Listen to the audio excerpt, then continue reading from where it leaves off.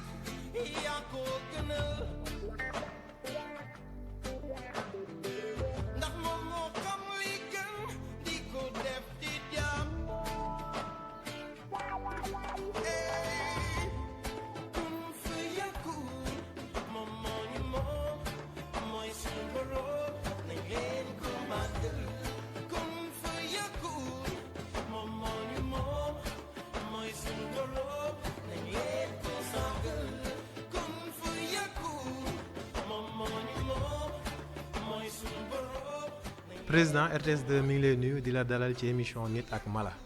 jërëjëf Thiam bismillah maa ngi à votre disposition pour répondre si question yi ngeen ma bëgg a poser yëpp. président tey sama première question mooy lan mooy laadum fan la laadum jóge ba agsi fii génétiquement. waaw laadum dafa doon xar bu nga xam ni dafa rëy te rafet xar bu nga xam ni c'est une race améliorée. bi nga xam ne dafa jóge ci Touaber donc ca njëlbeen ba au début des années 70 ñi fi njëkk a wax laadum mooy en particulier le vieux Sadassi de Thiès moo fi njëkk a wax ci moom lañ njëkk a dégg laadum moom il faisait au début un travail de sélection moom ak ay disciples yu mel ni ay ñoom Matar Mbeng ak ay vieux Massène Gueye Njëng ay ñoom Samba Diallo ay Baro Mbay ak yooyu donc ñooñu il faisait un travail de sélection boobu nag c'était les anciennes races Touaber yu ngand yu rafet yooyu lañ doon sélectionner entre eux c'est-à-dire les meilleurs Touaber lañ doon sélectionner seen biir mu doon génne ay spécimens yu extraordinaire ñu woo leen laadum. Après nag au début des années 90 ñu commencé si introduire une autre race la race Bali Bali ak tchadienne ci la laadum bi commencé di gën a di ubbeeku parce que bu njëkk ba laadum yu njëkk yi dañoo doon njool mais dañ doon svelte dañuy njool ba pare dañuy gudd tuuti aussi mais duñu doon yaatu duñu doon ubbeeku trop. donc te aussi seen bopp bi dafa doon tàcc da doon jub xocc bi ñu seen geen yi tamit taxu ko woon dijje yenn dijjaayu taxu ko woon gudd yenn guddaay yi mais au début des années 90 ñu introduire la race Bali Bali justement pour améliorer ko pour yokk volume bi donc pour yokk aussi esthétique bi ci la laadum bi xaw a évoluer tuuti en plus de la hauteur en plus de la longueur mu commencé yokk ossature bi mu commencé yokk tour de poitrine bi donc volume bi yokku ba pare du point de vue esthétique geen bi aussi gën a dijj parce que tchadien bi ku ko xam ni geen bi dafay dijj ba pare di laal suuf presque donc geen yi commencé dijj commencé gudd chanfrein bi aussi mu commencé feeñ mu commencé rond donc bopp bi day damm bopp bu damm bi li ñu introduire Bali Bali moo indi bopp bu damm bi donc si noonu la laadum bi vraiment évolué mu gën a rafet gën a rëy donc si ce travail là au début des années 2000 aussi nous on a continué le travail muy man ak ñoom docteur Diallo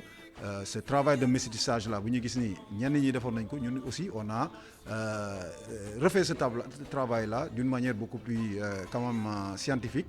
en croisant des meilleurs Bali Bali du Mali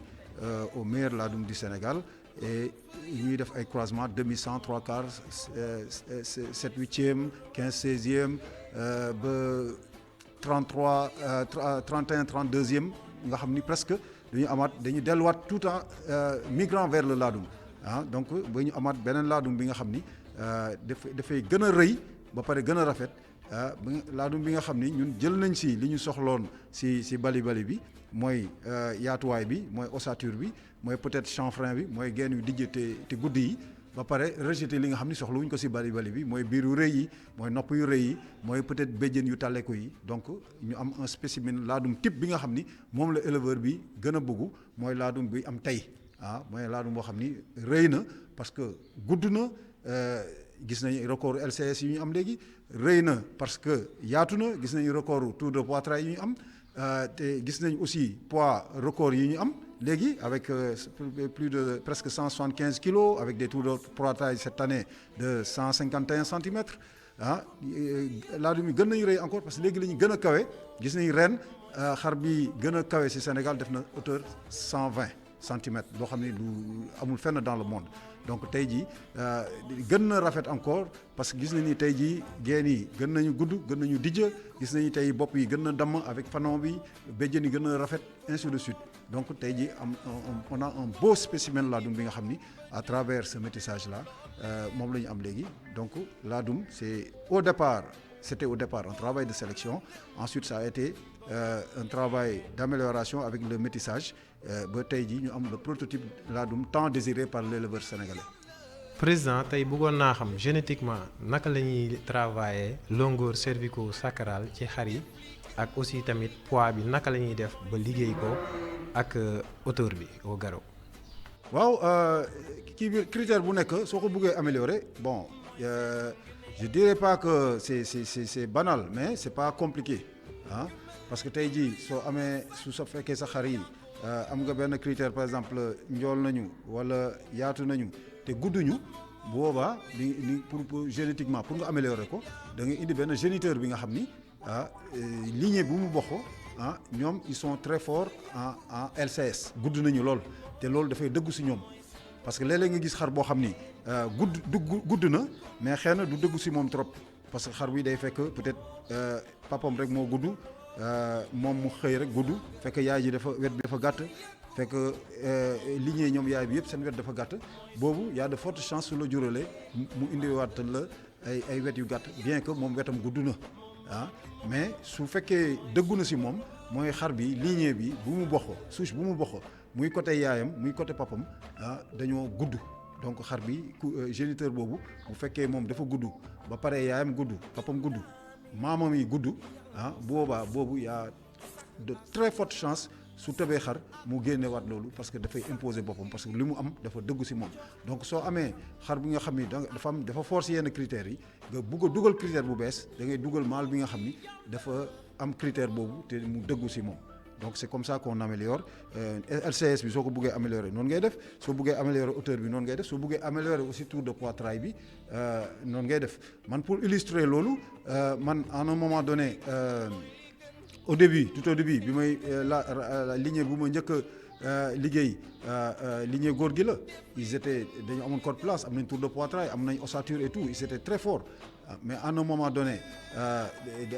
comme ni ma wax dama dugg si dama leen boole ak travail de métissage bi moo doon def bi nga xam ne moo débouché si yenn si lignée par exemple Aïcha bi wala Jéena bi ba booy séeréer génn si booy séeréer bi mu ñëwee il a dafa développé wet bi parce que à l'époque moo nekkoon recordman LCS bi donc demoon naa ba suma base de femelle amoon nañu wet gudd nañ ñoom ñëpp dañoo gudd à un moment donné je me suis dit que voilà wet bi moom c'est sûr que dëggu na si suma xar yi parce que suma xar yëpp gudd nañu macha allah seen yaay seen parents yi gudd nañu seen grands parents yi gudd nañu donc naa introduire beneen bu nga xam ne un géniteur bi nga xam ni dafa kawe boo xam ni kawewaay bi tamit dëggu na si moom ci laa dugal un géniteur appelé Cheikh Diop qui avait fini de battre le record en hauteur bi mu ko dugalee tamit gis nañ ni amélioration bi ci la amee aussi côté hauteur bi parce que bi mu ñëwee pour la première fois ñu am un mâle bi nga xam ni am na hauteur muy magistrat ba pare am wet ba pare am yaatuwaay donc parce que dañu dugal benn mâle bi nga xam ni dafa très fort en hauteur mu ñëw fekk si ay femelles yi nga xam ni qui sont très fortes en LCS et en ossature. Donc à travers ça on a pu améliorer quand même les critères de mensuration. président aussi tamit insémination artificielle bi aussi lu ñu war a bàyyi xel la est-ce que xalaatoo leen ni fi élevage bi toll ak laadum bi tey insémination artificielle dafa waroon nekk loo xam ni dafa bokk ak élevage yu xar yi comme ni mu amee ci nag yi. bien sûr parce que insémination artificielle bi moom bon il faut mënuñu ko ñàkk a def parce que gis nañ constaté nañu ay géniteurs yu exceptionnels yu fi amoon disparaître nañu te li ñu si am si seen i doom doyul. tey jii un géniteur comme magistrat un géniteur comme boy séréer yi nga xam ni dañuy def ay mensuration yoo xam ni gis ko jafe na yooyu tey ji ay Aïcha di nekk des femelles exceptionnelles yi nga xam ni une femelle qui a vécu pendant 11 ans une femelle qui a eu 13 portées qui a eu 22 petits et cette femelle bi nga xam ni très prolifique ba pare bi nga xam ni qui n'a pas de besoin d'assistance en cas de mise bas. Donc ces femelles comme ça war nañ ko multiplier war nañ si am ay milliers te loolu insémination rek moo ñu ko mënoon may parce que moom ñaari yoon la mën a jur année bi. Par contre suñu inséminé woon suñu prélevé woon kii woom inséminé ko defar ay embryon bu boobaa tey ji embryon yooyu Aïcha même su deewee pendant 5 ans après mën nañ continuer utiliser embryon yooyu te embryon yooyu mën nañ ko def si ay xaru warale wala si ay pël-pël mu jur la même chose que Aïcha. Donc loolu actuellement on s'y attelle vraiment avec la fédération que je dirige. On est en étroite collaboration avec l'association des ovins et caprins du Maroc pour que ñu liggéey ci affaire boobu ñu ngi ciy liggéey bu baax a baax pour que plus tard pourquoi pas même ñu am suñu centre d'insémination pour que vraiment géniteurs ak génitrices yi ràññeeku ci Sénégal yëpp ñu mën a ñu mën leen prélever pour que ñu croiser leen seen biir mën a defar ay des milliers d'embryons voire des millions d'embryons yi nga xam ni mën nañ ko multiplier à l'échelle nationale. président aussi tamit standardisation wu race bi aussi tamit lu ñu war a gën a liggéeyaat la tey jafe na ñu ràññee xaru laadum. ñu ngi siy liggéey bu baax a baax toujours avec la fédération que je dirige la FENAFO. Actuellement ñu ngi ci liggéey bi ñu ngi liggéey en vue de l'homologation du laadum mais suñu waxee homologation du laadum dafa am li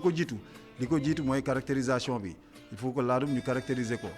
comme sànq li nga wax ay caractère la di nga gis ñaari xar peut-être seen robe yi wute na bii dafa weex bii dafa ñuul mais da nga yaakaar ni peut-être à vue d'œil nii parce que comme bii dafa weex bii dafa ñuul da nga yaakaar ni bokkul mais mun nañu bokk peut-être robe bi mooy différence bi mun nga gis aussi xar yi nga xam ne dañu am même robe mais duñu am même corpulence mais soo xoolee ñoom ñëpp dafa am suñu doon définir seeni critères yi leen di caractériser ñoom ñëpp dañuy daje fenn presque à 80%.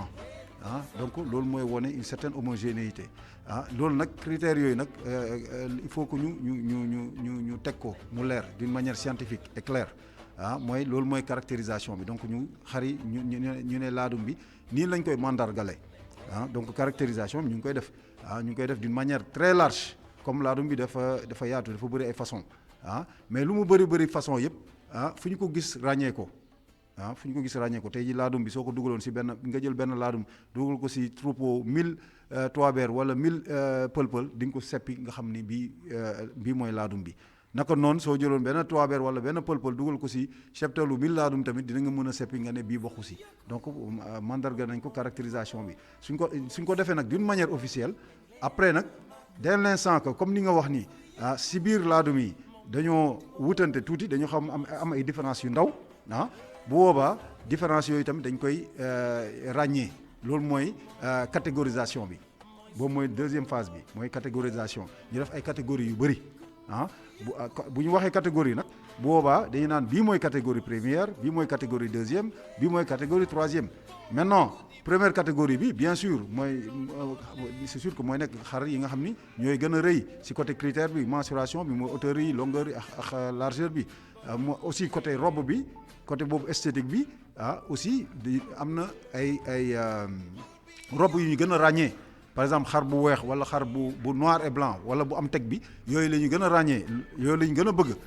donc yooyu peut-être dama joxe exemple rek mun na nekk par exemple premier critère bi xar bu marron nekk deuxième critère beneen xar bu gris wala neneen nekk ci troisième critère bi côté mensuration yi tamit am na benn niveau bi nga xam ni xar bi su fa eggul xëy na du nekk ci première catégorie bi am na un certain nombre de poids ba nga xam ne su fa eggul du nekk ci première bi donc catégorie bu nekk dinañ ko mën a mandargal dinañ ne catégorie bi xar yi am couleur bii ñoo fay bokk ak yenn niveau de mensuration bi deuxième catégorie bi ñu wax yii la troisième catégorie kii loolu mooy catégorisation bi et à partir de ce moment là suñu defee catégorisation bi dinañ mën a régler problème mu homogénéité boobu parce que bu boobaa su ñu nee par exemple la catégorie la plus prisée mooy la première catégorie par exemple bu fekkee xar bu noir et blanc la bu boobaa te du fekk suñu waxee loolu du tax ñu dàq bu gris bi du tax ñu dàq marron bi yooyu yëpp dañuy nekk ci laadum bi mais peut-être yooyu du ñu bokk ci première catégorie bi bu boobaa robe bi nga xam ni moo nekk moom c'est la robe la plus prisée mooy bii nekk première catégorie bi robe boobu la ñëpp di liggéeyi en ce moment-là et là on se fixera un objectif au moins de 5 ans pour que ñu am homogénéité boobu parce que ñëpp éleveurs yëpp dañu bëgg liggéey le top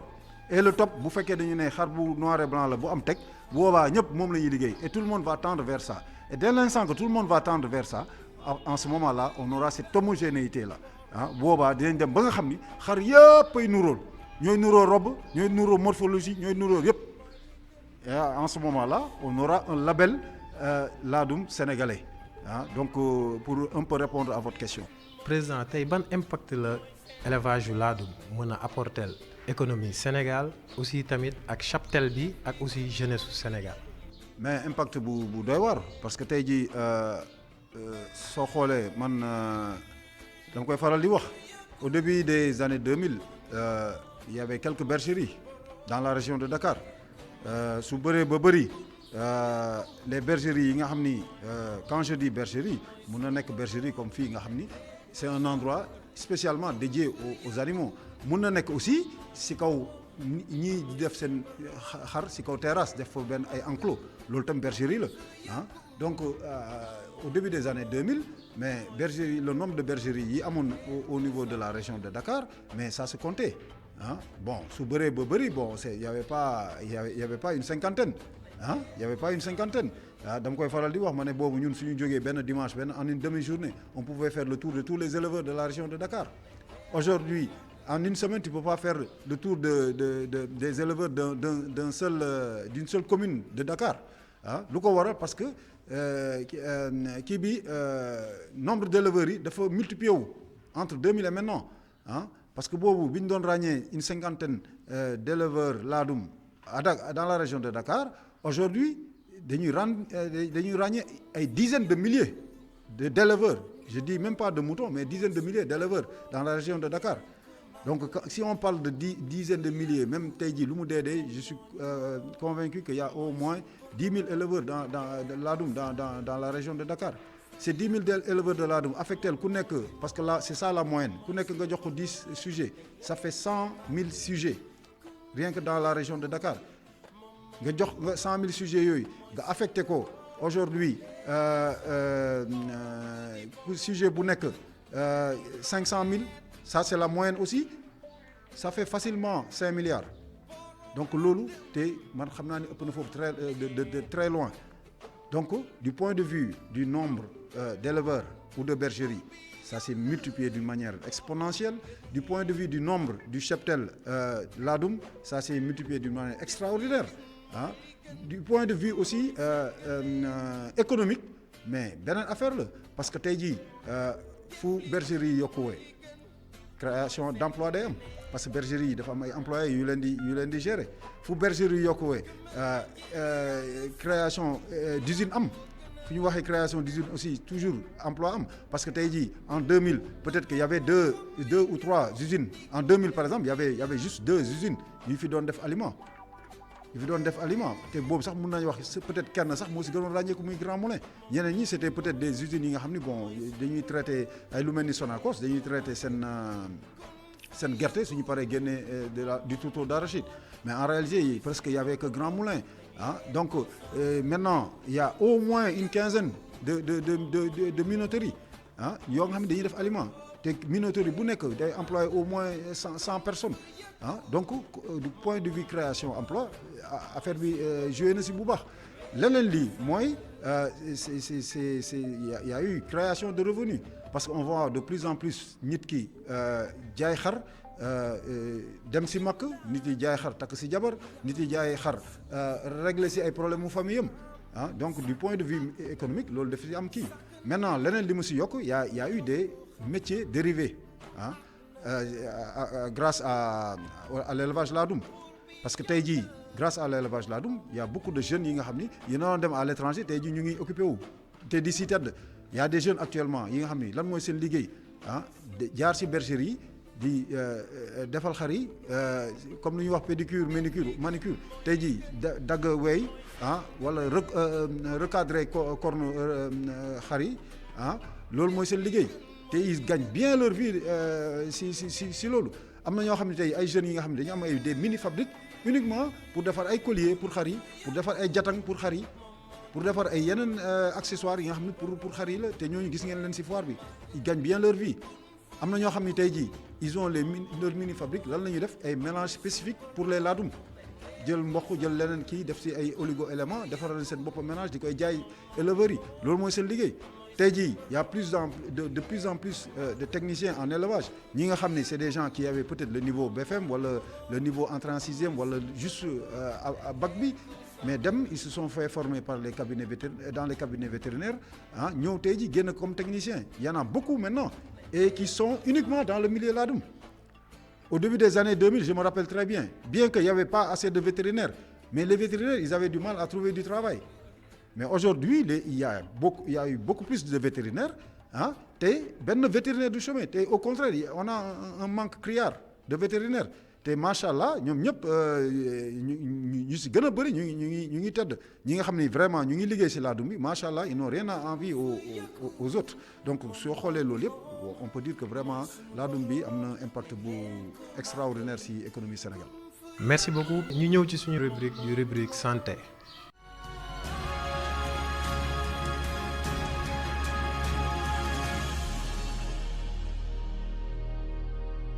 asalaamaaleykum mbokki Sénégal mbokki éleveurs yi plus spécialement dañu gis ni que dernière fukki at yi jàll maladie yi génn ci àddina bi yëpp moom la ñuy wax maladie émergente si ay animaux la jóge mais du mala yi nga xam ni ñun moom la ñuy yar ci suñu biir kër yi ay mala yoo xam ni sauvage moom la ñuy wax mala àll mais dafa am règle de sécurité boo xam ni ñun il faut ñu jox leen ko di leen ko delloowaat di leen si ñaax mooy ku yore sa xar sa biir kër soo ko laalee ba pare soo paree na nga raxasu amul nag jàngoro bu grave boo xam ni mën nañu wax épidémie la wala leneen buy jóge si xar bi ñëw si nit mais ay jàngoro yoo xam ni si xar bi direct lay jóge ñëw si nit ki mun naa leen citer quelques exemples yoo xam ni suñu moytoo rek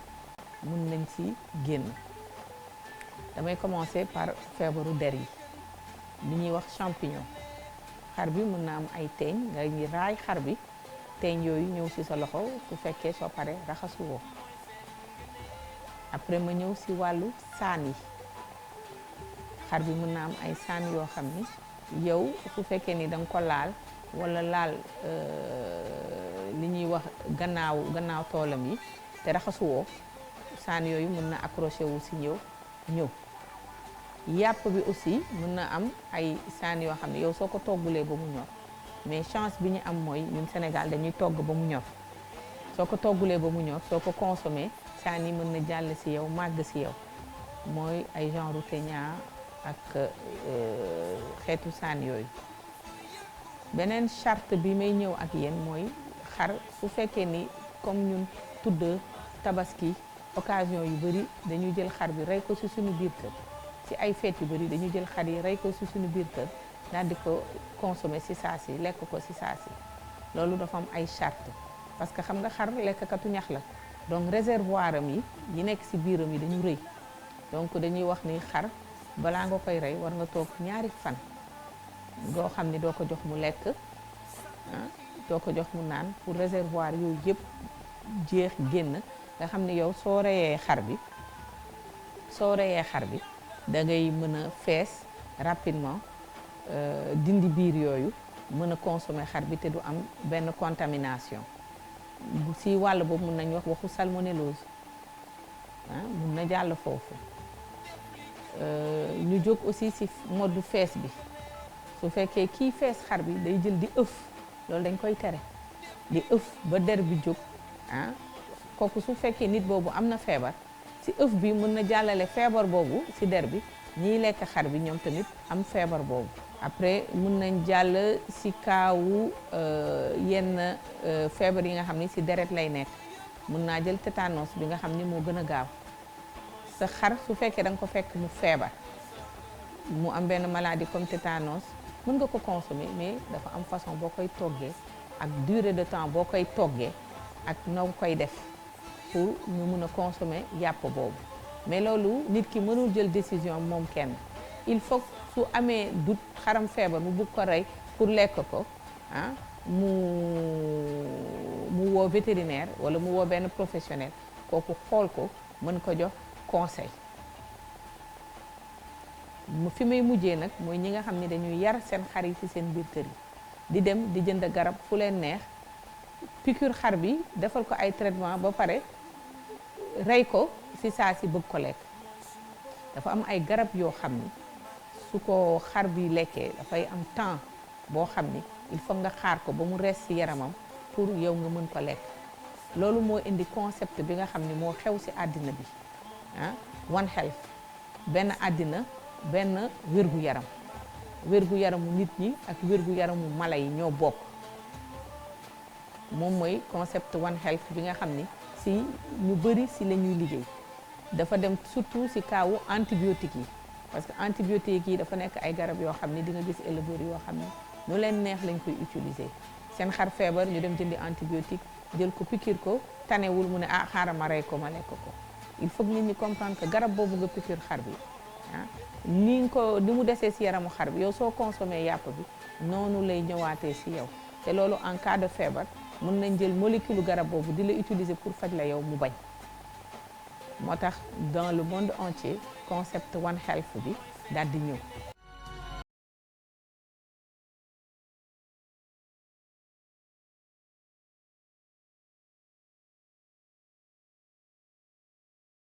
président léeg-léeg ñu gis jafe-jafe ci wàllum consommation wu xar yi lu ci mel ni ngooñ léeg-léeg mu raar loolu. ban solution nga yaakaar ni moom la ñu war a jël. Ce qu'il faut en réalité c'est de s'adonner à la culture fourragère parce que tey jii c'est inadmissible que éleveur tu te dis un éleveur professionnel li ngay dundal say jur nga koy dem di koy jëndi feneen wala ngay am dépendance feneen pour li ngay dundale sa jur. L'éleveur sénégalais doit apprendre à être indépendant parce que tey jii dans tous les grands pays développés en termes d'élevage dans tous les grands pays d'élevage yu mel ni Brésil yu mel ni France ak Hollande ak yeneen mais l'éleveur moom lu muy jox juróom mun naa wax à plus de 70% wala 80% moom moo koy defaral boppam moo koy bayal boppam donc tey jii lu mu dee au moins fourrage bi ñuy jox suñu jur ñoo ko war a bayal suñu bopp. loolu on y gagne doublement on y gagne parce que déjà yow soo doon defar fourrage tey jii da ngay def fourrage enrichi am na fourrage boo xam ne c'est tellement enrichi que fourrage boobu soo koy joxe li ngay joxe ci aliment day néew foo doon joxe 1 kilo aliment pour xar bi par jour peut-être soo joxe 200 grammes dina doy wala soo ko joxe tuuti céréales dina doy parce que fourrage bi ngay bay c'est assez riche te fourrage boobu am na fii. parce que am na fi panicum bi am na fi luzerne am na yeneen variétés yi nga xam ni tey jii soo demoon ISRA dinañ la génneel ay variétés yu bëri yi nga xam ni ñoom créé nañ ko yi nga xam ni tey jii suñ ko béyoon xar bi su ko lekkee à la rigueur sax il peut se passer de l'aliment de bétail donc loolu dañ ko war a am pour suñu indépendance parce que loolu suñ ko amoon tey jii coût de revient en termes d'aliment bi dina wàññeeku suñu dépendance dina wàññeeku te les moutons seront beaucoup plus sains parce que mangeant plus naturel. Donc loolu c'est quelque chose d'obligatoire bi nga xam ni suñ ko deful dañuy continuer am dépendre de l'extérieur loolu waral léegi ngooñ bi dafa cher ngooñ bi léegi sax moo gën a cher sax aliment parce que ngooñ léegi sac bi presque 5000 francs la alors que aliment sac bi 6500 la wala 7000 donc te ngooñ bi réglé wul suñu problème alors que tey ji am nañu variété fourrage bi nga xam ni moo gën a riche ngooñ bi te presque avoisiné na aliment bi. bëggoon nañu xam aussi tamit lan mooy sa objectif ci cheptel national bi ak kañ la Sénégal di nekk autosuffisance en viande. waaw comme tu viens de le dire man suma objectif Sénégal tey jii ce dont je rêve que mooy qu'on soit autosuffisant en termes de viande te ñu ngi si yoon bi te am naa yaakaar ni dinañ fa egg parce que pour être vraiment autosuffisant il faut d'abord avant tout réduire la mortalité wàññi mortalité bi xar yi di dee si àll bi ak yooyu en quoi faisant yokk le taux de vaccination bi parce que taux de vaccination bi actuellement dafa faible ah on est à 23% 22% du cheptel local du cheptel national y a que loolu ñoo la ñu vacciné donc ça peut justifier la mortalité leneen li c'est la rareté peut-être de l'eau dans certaines zones rurales c'est la rareté des pâturages donc yooyu yëpp mooy waral xar yi non seulement dañuy dee lu bëri donc mortalité bi day élevé mais aussi seen productivité sax du yokk parce que un mouton bi nga xam ne une femelle bi nga xam ne qui est mal nourrie déjà su tëbwee pour mu jàpp problème la su jàppee tamit y a de fortes chances que mu avorté su avorté wul tamit su juree doom bi day xiibon parce que non seulement bi muy judd amul doole yaay ji tamit du ko amul meew bu mu koy nampal wala su doom bi juddee quelque temps bi moom it si dee lay mujjee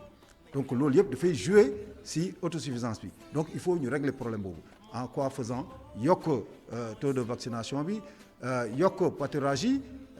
yi su yokkul tamit pâturage yi inciter les gens à la culture fourragère gis nga cette année au niveau de la journée nationale de l'élevage cette année loolu moo nekkoon bokkoon na si benn thème si journée bi mooy culture fourragère yi donc les gens doivent migrer vers la culture l'élevage semi-extensif ñi doon jël seen xar yi di sàmm si àll bi ñu wàññi sàmm bi toog fii seen bërëb di béy ñax mi te boobaa tamit il faut peut-être yenn zones yi nga xam ne amul forage ñu yokk leen forage yenn zones yi nga xam ne ñu defal leen bassin de rétention yenn zones yi nga xam ne s'ils ont la possibilité ñu xëcc robinet pour mën ko def donc loolu dina wàññi mortalité bi te dina accroître productivité beneen aspect bi mooy amélioration génétique bi parce que comme ni ñu ko gisee la race locale dañoo tuuti réunis donc tey jii la bonne viande qui doit être consommée c'est de la viande d'agneau tey jii benn pël-pël bu am parce que pël-pël yi ñu fi gën a bëri ñooy ravitailler marché bi benn pël-pël tey jii bu am bu ñu naan agneau donc moins de 1 an boo xam ne foqagul tey jii soo ko rendee mënoo am lu ëpp 8 kilos donc pël-pël boobu il faut ñu améliorer ko pour que fu muy waroon am 8 kilos mu am 16 kilos wala am même 30 kilos amélioration boobu nag nous on a fait le premier pas en créant une race exceptionnelle qui est le laadum bi nga xam ni laadum boobu mun nañ ko croiser ak pël-pël bi pour améliorer souche boobu donc tey jii laadum bi dañ koy war a jël bu baax a baax dugal ko ci àll bi ñu croiser leen ak pël-pël yi croiser leen ak ndaama yi croiser leen ak toibeer yi boobaa fi ñu doon amee agneau 8 kilos yëpp dinañ am peut-être agneau 20 kilos donc tey jii borom dibiteri bi wala borom restaurant bi fu mu doon rendee benn xar ñetti xar fu ne peut-être ñaari xar lay rendi wala benn xar donc rendi bi dina wàññeeku ba nga xam ni actuellement femelles yi ñu doon rendi da ngay gis soo demee ci Seras wala feneen da ngay gis ay femelles yi nga xam ne dañoo ëmb ba dis ñu rendi leen pourquoi parce que amul agneau pourquoi parce que bëriwul ay xar yu duuf donc loolu yëpp nag su fekkee def nañ amélioration bi yow borom dibiteer bi fu mu doon rendee juróomi xar léegi ñaari xar rek su ko rendee dina am nombre de kilo bu mu am peut-être femelles yi ñuy rendi yi dina wàññeeku donc femelles yooyu ñu naroon rendi te ñu waroon jur dinañ continuer jur donc loolu mooy amélioration génétique bi moo tax le ministère de l'élevage ils ont bien choisi leur thème cette année mooy culture fourragère ak amélioration génétique parce que ñoom yooyu c'est deux aspects yi nga xam ni fondamentaux yi nga xam ne suñ ko toppee peut-être dinañ am autosuffisance en mouton ou en viande de mouton parce que mortalité bi dina wàññeeku productivité bi dina yokku quantité de viande bi dina yokk avec l'amélioration. président bëggoon nañu xam aussi tamit pourquoi prestige bi yëpp aussi carolé taal ay lampe taal ay ventilo ci ay xar kase lan moo ko waral. waaw mais loolu c'est pas un luxe c'est pas un luxe parce que bon soo gisee ñuy def comme ni nga wax def ay carrelage def en fait ça ça rentre dans li environnement bi daf ko laaj tey jii ñun on fait des moutons de race lu ñuy produire fii ay semence la semence boobu nag dafa précieux ba nga xam ni il faut nga aar ko te dafa am valeur il faut nga aar ko maintenant noo koy aaree nga def ko si dans un environnement sain et propre quand on dit un environnement sain nag bon c'est yëpp a ngi si biir il faut mu set il faut mu aéré il faut mu am lumière donc loolu moo tax ñu koy defee nii tey jii carrelage bi xëy na rafet na d'accord mais dafa utile surtout moo tax ñu koy def parce que soo defee mur bi day dem am ay trous yi nga xam ni yenn germes yi mën nañu fa produire donc développer foofu xar bi ñëw waxatu si jël germes yooyu donc day am une prolifération des germes yi nga xam ni mën nañu attaquer xar yi donc soo defee carreau nag da ngay gis ni carreau bi du téye dara donc du téye ay microbes du téye ay germes carreau bi soo ko defee chaque week-end mën nga ko ñëw jël sa éponge ak say eau de javel nettoyer désinfecter donc loolu dafa am solo moo tax surtout ñuy def carrelage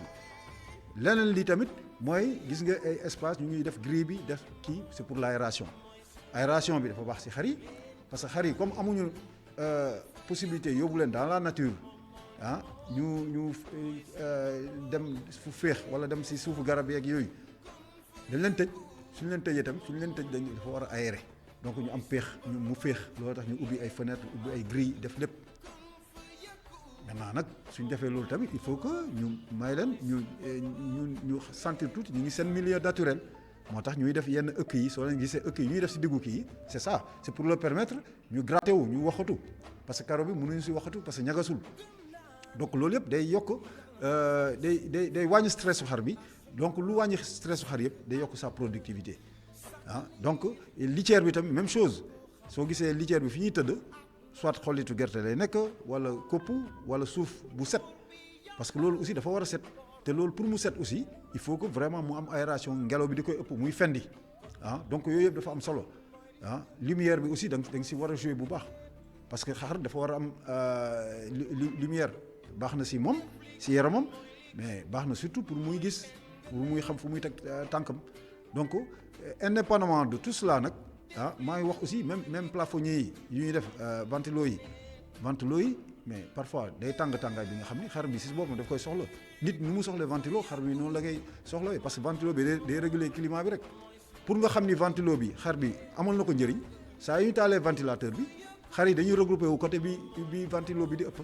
loolu mooy war a ni xar yi ñoom ni ñu ko soxla ñoom soxla nañ ko donc loolu yëpp soo ko dajalee nag mooy environnement bi mooy c'est ça un environnement sain soo amee environnement bu sain bu mel noonu productivité bi day yokk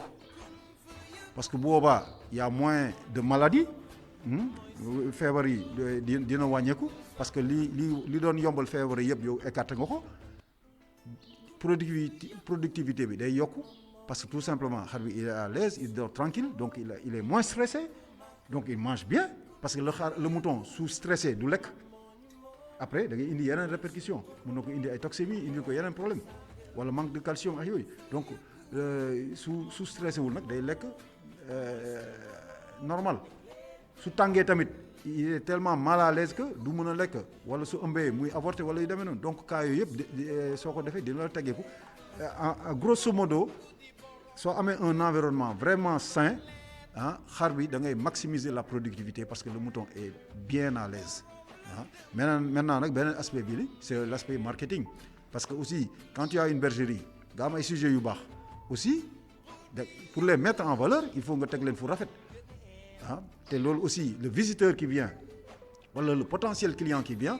il faut le mettre à l'aise il faut permettre au client buy ñëw su ñëwee yor def costume am cravate am jóge bureau am wàcce otom bu climatisé su ñëwee sa gétt tamit su fiy génn warul xeeñ ba su eggee këram soxna si naan ko fan nga jóge donc su fi jógee tamit war na mën a dellu bureau am te du xeeñ te du tilim donc yooyu yëpp c'est des aspects yi nga xam ne fondamentaux yi nga xam ne dañ ko war a def parce que quand même une bergerie c'est quand même une entreprise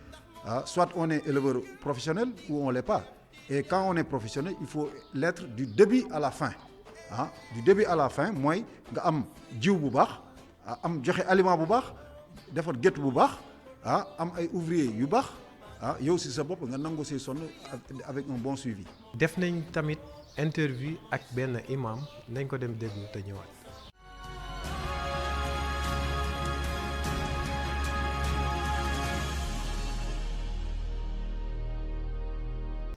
xar dafa moom mooy rab mala bi nga xam ne moom moo gën a miin doomu aadama xar dañ ko yar ci biir kër xar dañuy soxla soowam xar dañuy soxla deram même ci jamono sax avant développement historique bi am ay yaxam moom lañ daan jël utiliser ko di ci def ay arme moom lañ doon daggee ay garab moom la ñu doon xeexee sax léeg-léeg boo gisee tamit ni ci wàllu histoire bind yi ñu daan bind daan nañ ko bind ci ay yaxu xar ak ay yaxu giléem ak yaxu yeneen rab yi ci des. xar aussi li ñu boole ci moom dafa am beneen jaamu yàlla bu ñu boole ak moom muy wàllu tabaski te loolu tam li ci yéeme nga xam ne yàlla moo ci def loxoom bi ñu commencé tabaski ak léegi kenn xamul ñaata at la war naa mat junniy at ak ñeenti téeméeri at ak ñeent fukk ak lu topp. waaye mosuñoo dégg ba ni xar manqué na ci àdduna bi par contre am na fi ay rab yoo xam ne yi li ñuy rey xar ci tabaski du leen ci fekk te ñoom jeex nañu bu yàgg kon jaamu yàlla bi ñuy booleek moom moo tax ñuy sakkanal xar yooyu ci kaw suuf si te it xam ngeen ni ci bind islam xar daanaka moom moo sauvé sunu maam Ismaïl alayhi salaam bi ko yàlla géntuloo papaam ci mu rendi ko la tax mu rendiwu ko ab xar lañ ko séddee te it xar aussi li lay wax ni xar ma nga àjjana loolu tam tekki la ci ndax xar boobu ñu joxoon Ismaïl alayhi salaam pour ñu rendi ko ci palaasam ca àjjana la ko Jibril jëlee.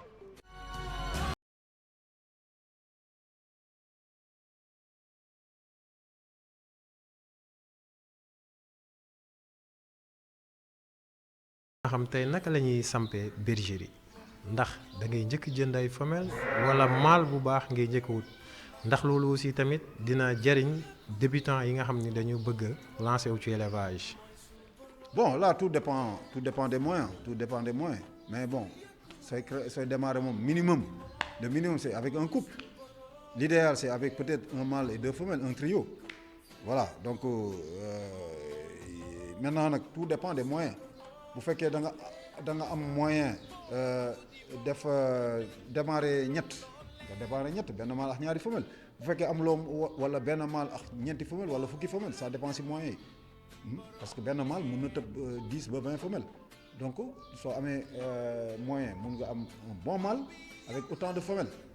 soo amul loolu au moins nga def benn couple benn mâle ak benn femelle bu fekkee dem nga nag moyen benn xar kese nga am à la rigueur boobu peut-être lu gën mooy nga démarrer xar bu jigéen bu nga xam ni fi nga koy jëndee da nga ko fay bàyyi bu mu tëbu boobaa soo démarrer xar bu nga xam ne bu jigéen bi nga xam ni tëbu na ba pare su demee mun na jur peut-être à partir de ce moment là mu mën a yokku daal mais quand même soo amee moyen bi da ngay démarrer ak benn mâle ak autant de femelles foofu nombre de femelles bu nu mu gën a bëree moo gën a baax mooy gën a gaaw tamit mais surtout insister sur la qualité. Surtout qualité mâle bi parce que mâle bi mooy yokk gétt bi donc mâle bi femelle sax léeg-léeg nga am femelle bu moyenne c'est pas grave parce que femelle boobu du tëb yeneen mënul yokk yeneen femelle yeneen moromu femelle yi mënul leen wàññi parce que du leen tëb mais par contre mâle bi su fekkee baaxul gétt bi yëpp lay yàq parce que gétt bi yëpp lay tëb donc mâle bi choix du mâle c'est très important. président tey ban relation nga am ak say xar. ndax am nga ñoom relation boo xam ni am na ci yoo xam ni mënoo leen jaay wala am na ci yoo xam ni mënoo leen tey consommer. waaw bon abattre pour consommer moom bon c'est des cas exceptionnels parce que bon bu dee consommer rek man je préfère peut-être dem si daral bi jënd benn agneau moo gën a nooy moo gën a neex a consommer et puis c'est même plus économique parce que tey jii un agneau laadum bi nga xam ne yow da nga koy jaay 1 million 2 millions 3 millions boobu soo koy rendi pour consommer ko loolu yàq la. autant nga jaay agneau boobu tey jii nga jënd si ñaata veau nga si mën a jënd si benn agneau mun nga jënd ay veau yu bëri donc man si j'ai besoin de consommer damay dem terrasse jënd fa veau wala jënd fa benn agneau tubaab ba nga xam du cher donc yii c'est pas pour la consommation directe yii comme ni ma wax semence la ah semence nag kenn du ko consommer semence dañ koy jiw mu meññ ah maintenant nag effectivement il arrive nga am affection ci yenn xar yi vraiment ba suñu feebaree sax yow ci sa bopp da ngay feebar loolu ça arrive et ça arrive très souvent d'ailleurs moo tax parfois ça arrive am na ay sujets yi nga xam ne dañ la ci fay yenn prix yu doy waar yu jéggi dayoo nga bañ leen jaay parce que tout simplement da nga leen bëgg loolu moom ça arrive. président tey ban conseil ngay jox aux jeunes éleveurs. waaw bon jeunes éleveurs yi lu mel ne message bu mu leen lancé mooy ni ils n'ont qu'à y croire ah ils n'ont qu'à y croire mais surtout jeunes éleveurs yi suñu dugg nañu nangu formé wu nañu nangu renseigné wu nañu nangu ñu coacher leen parce que bon lu ma remarqué de plus en plus ci milieu élevage laadum bi un jeune day dugg man gis naa ko